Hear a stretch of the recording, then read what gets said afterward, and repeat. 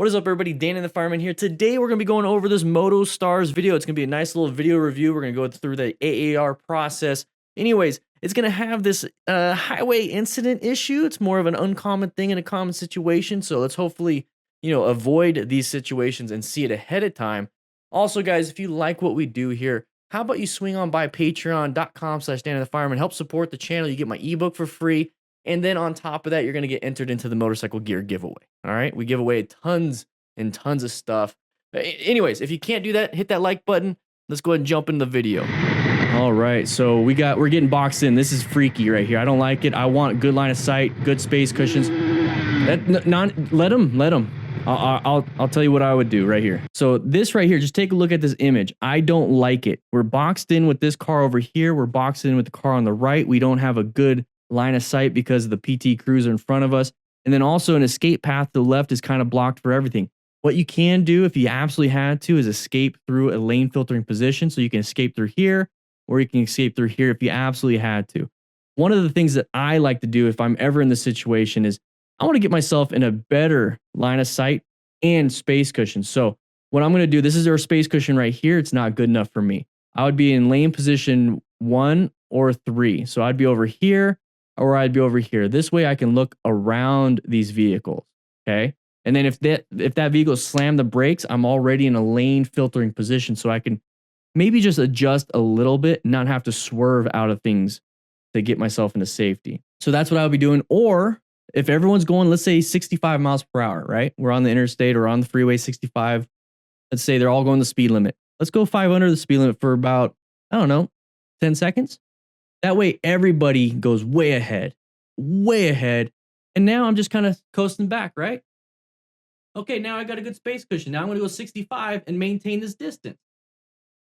What I don't like is when people push other people out of the way so they can have a good space cushion. Just go ahead and roll off your throttle. Give yourself a better space cushion.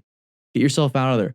I don't like this situation, though. It's a really terrible boxing in, no real escapes, no space cushions left, right, forward. Line of sight is terrible too. I didn't like it. So right here, as soon as I see that, and he sees it too, go ahead and apply some brake pressure. That way you also increase your space cushion again.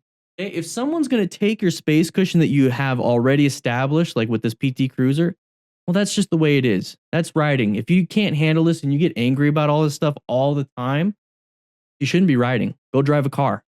You get airbags, seatbelts, a crumple zone. You get a roll cage. That way you don't have to worry about this. This is further evidence how one drivers can expose others to danger. Good head check. Okay, we got to... Oh, as soon as you see something that's uncommon in a common situation, isn't it? So it looks like he spun out. Give him room to turn around. I'd be concerned about anybody behind me hitting me. All right, so right here, I just want to point out we have a good space cushion. That means we can see around the vehicle pretty easy too, because if we're this close to a vehicle, you can't see my face very well. But the further you get away from it, look, you can see me pretty good, right? So if you're this far away from my finger, you can't see around me very well. If you're this far away from my finger, that means you have a good space cushion between, you and my finger. You can see around and you can see my head, so you know where I'm looking now. So it's the same concept with this over here. So we have a great space cushion, and we could see around this small object now, okay? So that's really good. He's able to see. Now he noticed that he's getting closer and closer and closer. Watch, it's gonna get bigger and bigger and bigger. So it got bigger. He's doing a head check. He's gonna double check everything. He's gonna switch lanes. Okay, now you start seeing this uncommon thing in a common situation. You see all this dust being kicked up, a little tire and smoke. And then all of a sudden you see the front of a vehicle. Well, you shouldn't be seeing the front of a vehicle anywhere on the freeway. That means they're going the wrong way. So you see some tire marks right there. This person saw it ahead of time. We kind of see it. Look at where we're at though. We're lane filtering. That was a great escape route. He couldn't get into the next lane because that other vehicle with the red rims might have hit him. So he put himself in a good escape route, or basically the only thing he had, which was good enough. I want you guys to see that. So we're going to get up to here. Now we got to start applying some brake pressure because we don't want to hit this vehicle. We don't know what it's doing. It's uncommon in a common situation. If you get that gut feeling of, oh no, this doesn't look right, it probably isn't. Okay, trust that feeling. Okay, so right here, what I'm concerned about now is I hope I guess it's, I don't know which way I should go. Is it back here? All these people back here. So all the people back here I'm concerned about from hitting me, right? So I don't want, guys don't hit me. I'd be concerned about anybody ramming the backside. Oh, that sounds terrible. Anybody that's going to rear end me because they're not paying attention. They might be white zoned out. So what I'm going to do is get myself in a better position for safety. I'm going to go over here and get around this vehicle and go. I'm going to get around that vehicle and go. Okay. Don't stay right here because you can get sandwiched between this truck and whoever doesn't pay attention. Yo, I want to say thank you to RevZilla for being a sponsor of this channel. Click the link in the description. No extra cost to you. It's an affiliate link. It helps support the channel. So if you're going to buy gear anyways on RevZilla and you want to get some gear, click that link and help out. Like I said, no cost to you. I'll see you guys around. All right, so we're going to come up to an intersection coming up. Behavior, the biker was convinced that he could see intersection, orange stage. in time. Speed bump, good. Slow down. You got side of the vehicle. You don't expect people to stop. Don't honk the horn. You saw it. Yeah, I was thinking about a shotgun mic. And for the lapel mic, I could just attach it to my chest hair. All right, so we're going over the speed bump. Remember, you lift your butt up a little bit, blip the throttle if you want to go over these nice and smooth. All right, we're coming up the intersection, so orange stage. So you see a vehicle already moving that way. You see this vehicle kind of, they're not really slowing down. They're not stopping. He recognizes it, and he's ready for the horn already. Okay, so this is where you need to be responsible for your own safety. They're at fault, but what's fault versus responsibility? Okay, you are responsible. So we're honking the horn. This person's not slowing down at all. That's going to give you an indication they're not going to stop. So right here, just go ahead and roll off the throttle and apply some progressive brake pressure. We're going slow enough. And here's the thing. If we stop here and he stops here and you both are stopped like right here, it doesn't matter, right? It scared you a little bit, but you stopped, he stops, then you go. Now, if you stop and he doesn't stop, the worst case scenario is he keeps going. So it's not that big of a deal. So just move off, but don't get hit like that. All right. All right. So we're going pretty fast in the area. Okay, slow down, side of the vehicle, side of the vehicle. All right. Good brake, good brake. Hey. Hey, go ahead and honk the horn if you're braking too. It's fine. My biggest problem with a lot of these things is that we're honking the horn and then not doing anything that's going to keep us out of harm's way. So he's honking the horn and doing progressive brake pressure. I don't care. Go ahead. Do it. Have fun. As soon as you see this person right here starting to turn, now this is your escape path right here, but they're going to close that escape path. So can you stop in time? I hope so. So thankfully he's going to start doing that.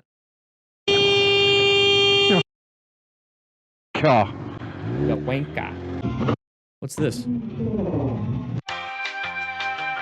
Pause it if you want to read it. Karma got him before I could enjoy. All right, cool. I like this music. Side of the vehicle. Forcing the right of way by the driver and his total ignorance provoked the biker to behave in the way that he did.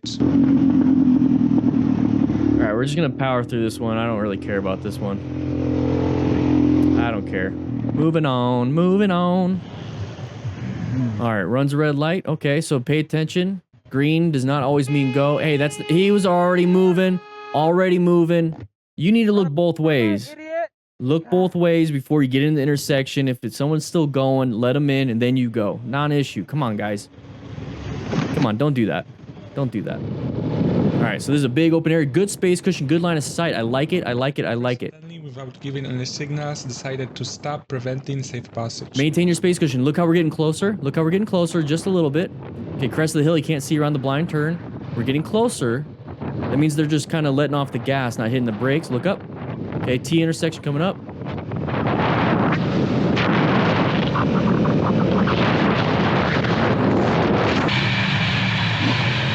He got pissed about that?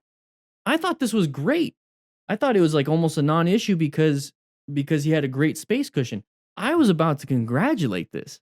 Right, Heavy Hairs? It's like, what? I want to see some non-issues in the chat.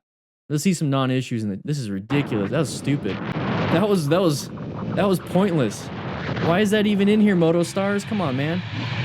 All right, so sun in the eyes. Be careful. We're almost in the blind spot. Be very careful. Okay, now we're in the blind spot. I saw the indicator. I saw the indicator. Did you guys not see that? Okay, we were a little bit white zoned on this one. Alrighty, so here's the thing. We got sun in the eyes. Remember, you have to ride within the conditions present. If that sun is a little bit blinding to you, just realize it's a little bit blinding to the other car drivers. So this is what I was talking about. Right here, we're somewhat staggered. So if you take a look, if this person literally just switch lanes right in front of you, we are still pretty much safe. We have this line right here. The problem starts to happen when we're like up here, and then he can switch and then hit us. So this is why I like to ride staggered, everybody. So ride staggered. You know, you're going like this next to somebody. So you're coming up, you're coming up. The moment you get over here, they can hit you. So stay here. So if they start slowing down, you slow down. If they slow down a lot, then you move with a purpose and get in front. But don't hang out like here the whole time. Don't hang out. Okay, that's what's going to happen here. So watch. He's hanging out in the blind spot. And hanging out in the blind spot is a no bueno situation. So we're going to get up closer. So there's that indicator right there. Now it's really quick, and I understand it's like, well, you didn't use your indicator for at least 2 to 3 seconds. It doesn't matter if you use an indicator for 2 to 3 seconds. Don't hang out in the blind spot. So right here, when the person's going to come across, it's going to hit us. We should be aware of that. Move over. So we're over in lane position 1, 2, 3. We're over in lane position 1, 2, and 3. So here's the thing. You need to position yourself for safety. Right now, we're not. Okay, we need to locate hazards. This is a hazard right here. We're not really locating it. We're looking forward. We're not paying attention. We need to adapt to those hazards. All we had to do is switch over to lane position 2, or we could switch over to lane position 3. Not a big deal. That's what you should be doing. So if you're getting next to a vehicle, don't hang out right here. Okay? This is a bad spot. And a lot of people say, well, you should hang out there because you're kind of protecting your lane. That way they can see you easier. How many times do we have to watch these videos where it doesn't matter and they don't see us no matter what position we're in, no matter if we're wearing high-vis gear, no matter if we have lights and sirens going on. People don't see you. So if this is your way of saying, you know, I'm going to stay here so people can see me, no one's going to see you. Okay, you have to take your safety and actually do something. Okay, do something about it. Move over to lane position 2, move over to lane position 3. They're not going to see you. So stop saying, oh, they're going to see me if I stay there and defend my lane. You're not defending anything. Whoa! So swerve out of the way at that point. You had to navigate. Part of planning your ride is navigating threats. Now, hopefully I don't ever have to deal with that. But here's the thing, you might have to. So if there is going to be any issues of somebody pulling out in front of you or a massive pothole in front of you, what you have to do is swerve or emergency braking. Now, how I practice that when I'm out and about is I pick a spot right up front and I'll just do a quick emergency swerve, get back into my spot. End of story. But remember, always, always, always plan your ride. All right, moving on here. The biker saw from a distance that he had to be careful and tried to choose the right lane to no avail. Okay, side of the vehicle right there. Big side of the vehicle. Okay, so he's moving, he's moving, he's moving. Good, good, good. Swerve. This actually happened to me when I first started riding. That exact thing actually happened to me. But I was going a little faster. I was a little bit dumb rider. You know, I wasn't a smart rider at the time. So he's going to switch lanes to adapt to this because he's assuming this vehicle is going to go into this lane, right? Because it's the first available lane. Well, you don't know that until last second. So this vehicle is going to get into this lane right here, but he's already switching. So now he's got to adapt again and then swerve out of the way. But here's the cool thing. This is what I really like. This is actually good. This is a good video for us to understand and learn. So he's now positioning himself for safety, adapt to a potential hazard because he located it. So he is planning his ride. We're about to downshift and we're about to apply some brakes. So at this point, he recognizes that, oh, he's got to navigate this threat because his stopping distance isn't going to be good enough. And this vehicle is going to take up everything. So right now he's going to start going into a red stage maneuver, which is over there. You know, action time, you're on high alert, actively engage in emergency response. I don't know why I have an accent with that. But the thing is, he's getting into this lane and he's like, oh, that's not going to work. So he's going to apply some progressive brake pressure to slow himself down to buy him some more time so he can choose what to do in a little bit later. So he's going to do that right now. It's like, okay, I'm not going to stop in time. He definitely is taking my spot. My total stopping distance isn't good enough. This is my space cushion and total stopping distance right now. I'm closing that gap way too quick. I have to use my other tool in my toolbox, which is going to be a swerve. So he's going to swerve to the right here. So he did a very good job. Honking the horn, get yourself out of danger first. Okay, so let's go ahead and remove that out of it. So that's the one thing we could probably remove. So good swerve, and now we have a good line of sight. We can see really far down. We know that there's no other hazards. That is where we're going to aim. That's where we're gonna go. You can see his tire is gonna do that.